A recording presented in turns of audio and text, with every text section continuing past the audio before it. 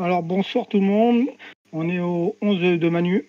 On va récapituler ce qui a été nommé la dernière fois pour les flops en milieu de terrain.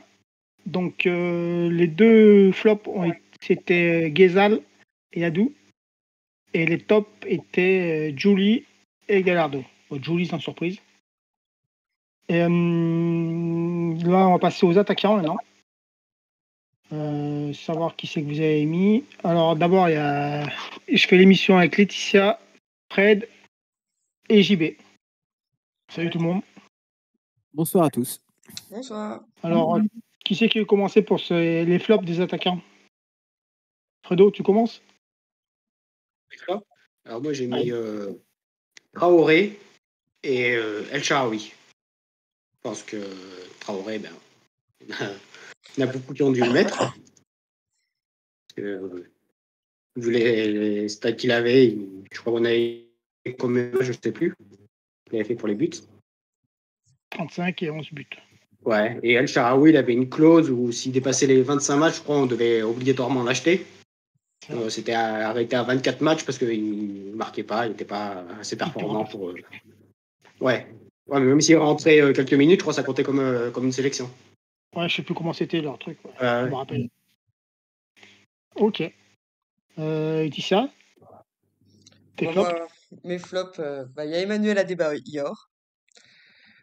Pour la simple bonne raison, comme je dis, moi je suis Lorraine, la Lorraine est rouge et blanche, et on l'a acheté à Metz, donc je le détestais. Quand il était sur les couleurs de Metz, c'est pas parce qu'il est venu sur les couleurs de l'AS Monaco que je me suis mis à l'apprécier. Puis quand on regarde ses stats, 26 buts en 115 matchs, c'est pas non plus full. Ouais, il y avait du monde à côté de lui à l'attaque. Ouais, bon. Moi, je me souviens aussi de ses grandes pattes toutes fines, qui driblait le ballon et qui le perdait à force, tellement qu'il essayait de dribbler. Donc, voilà. Ouais, question technique, ouais, c'était pas ça. Okay. Non, et après, lui, c'est un gros flop total, c'est Pellegrini. Oui, aussi. Putain, j'avais oublié. Ok. JB, les tiens?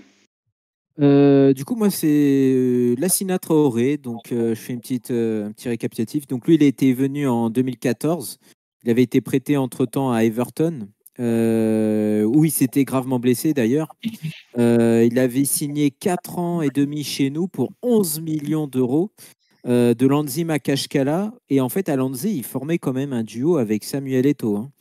Et il avait des bonnes stats, c'est ça le pire. Il marqua donc 4 buts contre Saint-Jean-Beaulieu en Coupe de France. Il se fait même expulser lors de ce fameux match. Et en gros, lui, voilà, il a profité un peu du départ tardif de Martial à Manchester et de la faiblesse un peu de Carrillo lors de sa première saison. Voilà, on se souviendra de lui pour Fred, tu l'as dit, maladroit, il mesurait 2,03 m, encore plus grand que Yann Koller. Nul de la tête, alors qu'il était grand. Et du coup, il sera prêté après au CSKA Moscou et puis à Riron et Amiens et il fera rien du tout, quoi, en fait. Voilà. Et mon deuxième. Oui. À l'aparté à Amiens, il y allait, c'était pas pour lui. C'était une erreur du président d'Amiens qui voulait Adama Traoré. Non, Ibrahima Touré, pardon. Le joueur qu'on avait en Ligue 2. Ils se sont trompés. Ça m'a fait rire. Il n'a rien fait là-bas en plus. Hein. Il n'a rien fait là-bas. Je crois qu'il a même marqué 0 but. D'ailleurs. Et mon deuxième flop, c'est Thorsten Elstadt. Alors lui, c'était lors de la première saison en Ligue 2. Il est arrivé du Mans, en fait, où il avait quand même il avait fait une bonne saison. Et il avait marqué 21 buts quand même en Ligue 2. Donc on l'avait recruté pour encadrer nos jeunes, faire une charnière avec colonne vertébrale avec Dumont et puis Hanson. Et en gros, donc à Le Mans, il avait joué 21 buts. Et la saison d'après, il est venu à Monaco, 8 matchs, 0 but. On se souviendra de sa lenteur, de ce nombre d'occasions loupées. Et après, à l'arrivée de Simonet, comme entraîneur, il a disparu petit à petit. Puis après, il a résilié à la fin de saison. Donc moi, c'est mon duo extrême lenteur et extrême maladresse. Voilà. Ok, merci. Alors moi, c'est Lassina Traoré aussi, sans surprise. Et le deuxième, c'est William Goebbels, qu'on avait acheté 10 millions, je crois, à Lyon. Ah, plus, même. Plus? Ah ouais, je pensais. Il a fait 17 matchs et un but. Donc, à Nantes. Ouais. Qui est prêté à Nantes maintenant. Non, Avec Pellegrini à l'infirmerie. Il a marqué son unique but avec Monaco contre le Nantes et là, il avait été prêté à Nantes la saison d'après. Il Et... joue. Et d'ailleurs, je ne sais pas ce qu'il devient. reste, lui. Il joue en Suisse. Il joue en Suisse, 32 matchs pour 8 buts. Ouais. Donc, voilà. Après, si je puis me permettre, c'est aussi ces jeunes joueurs qui démarrent très tôt. Alors Mbappé, ça va être un peu à part, mais voilà, qui démarrent à 16 ans, 17 ans, que leur corps n'est pas forcément formé. Et après, Goebbels, il était connu pour ses blessures. À peine il jouait, tout de suite, il se reblessait et tout. Ouais. Comme Pellegrini, ouais. On va passer au top. Alors, Laetitia, tu commences. Moi, sans surprise, Trezeguet, puis Falcao. Même si après, j'aurais bien aussi aimé mettre Simonet, que j'ai bien apprécié, Nonda, Perchaud. On a encore plein d'autres, Morientes, mais je vais rester sur Falcao, Trezeguet. Ça fait un beau duo. Ça va être. JB, t'avais mis qui, toi? Alors moi, pareil, Morientes. Moi, c'est en 2003-2004, comme je dis souvent, que j'ai découvert Monaco. Et c'est cet attaquant, la classe, qui m'a fait aimer Monaco d'ailleurs. Vite fait, il est arrivé en 2003-2004 du Real. Il a joué 42 matchs pour 22 buts. Il est parti du Real parce qu'il était barré par Ronaldo, le Brésilien. Il remplace Nonda, qui était blessé gravement en début de saison. Et il termine meilleur buteur de la Ligue des Champions avec 9 buts. Et on se souviendra de ses buts face au club auquel il appartenait, qui est le Real Madrid. Et des buts importants contre Chelsea. Puis en Ligue 1, c'était la classe, quoi, tout simplement. Son expérience, ouais. Il a apporté son expérience en Coupe d'Europe. Ah ouais, c'était la classe, voilà. Et après, alors Falcao, alors pour lui rendre hommage, parce que moi, franchement, j'ai adoré ce joueur. Donc, je ne sais pas si vous vous souvenez, c'était un long feuilleton. Dès notre remontée en Ligue 1, en gros, il y avait plusieurs rumeurs s'il venait, il ne venait pas. Et moi, j'étais tous les jours en train de regarder mon téléphone, en fait, avec les rumeurs, où est-ce qu'il était sur les réseaux sociaux. Et un jour, on a vu une photo où, en gros, il était parti manger dans un restaurant à Monaco. Et je me suis dit, ouais, c'est bon, quoi, c'est sûr.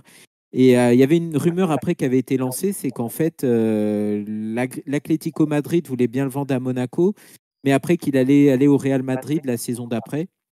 Parce que du coup, l'Atlético ne voulait pas le vendre à son club ennemi, qui est le Real Madrid. Et en fait, c'était l'un des meilleurs buteurs du monde à un moment. Voilà, en Europa League, il marquait plein de buts. C'était vraiment le meilleur neuf. Et en gros, il a été à Porto, à l'Atlético. Comment dire, il a marqué plusieurs buts. Et il y avait même la Super Coupe d'Europe au Louis II, justement, où avec l'Atlético, il avait marqué un triplé contre Chelsea. C'était la classe. Il avait marqué 12 buts en 15 matchs d'Europa League. En 2012, il a mis 5 buts contre la Corogne en championnat. Donc je ne sais pas si vous vous souvenez, c'était un vendredi aussi. Il y avait une soirée de gala pour notre remontée en Ligue 1 où ils avaient invité des supporters et tout. Et après, il y a l'écran et puis il y a l'annonce. On voit Falcao qui dit Es muy contento de signer à Monaco et tout. Et moi j'étais super content. Mes potes, ils y croyaient pas. Et quand j'ai dit, ah ça y est, Falcao, il vient, tout de suite, ils y croyaient pas. Ils disaient, ah ouais, maintenant Monaco, ils vont être vraiment sérieux cette saison. Et en gros, il est arrivé pour 43 millions et 12 millions de salaire. Et il est venu avec ses potes qui étaient Rames et Moutinho. Il a signé 5 ans. Il a marqué à son premier match contre Bordeaux. Et après, je termine, désolé, mais moi, voilà. Il se blesse face à Chasselet en Coupe de France. Et en fait, il a loupé la Coupe du Monde 2014. Et après, voilà. Ouais. Et en gros, il terminait avec 11 buts en 19 matchs de Ligue 1, ce qui est vraiment très bien quand même comme stat. Le club recrutera Berbatov après parce que du coup, il était blessé. Et en fait, on se souvient, il a joué 2 matchs à la reprise. Et en gros, je ne sais pas si vous vous souvenez, il était en tribune ce jour-là avec Mendes et Vassiliev, je crois. Et en fait, il était tout le temps sur son téléphone. Il regardait limite pas le match. Et en fait, Ouais, c'est ça, c'est ça. Match de Paris. Il précipitait son départ en fait pour United et c'est ce qui s'est passé. Donc en gros, il est parti à United avec option d'achat à 55 millions. Du coup, on se dit que le club, voilà, c'est bizarre. Ils vendent Rames au Real 90 millions. Là, ils vendent Falcao. On se dit, mais où est-ce qu'on est? Et en gros, non, malgré Van Persie et Rooney, il fait que 4 buts en 29 matchs. Et après, il revient, mais il repart à Chelsea. Et là, du coup, pareil, c'est un flop. Donc, en fait, il revient en 2016. Et là, on se souviendra tous de ces moments de gloire.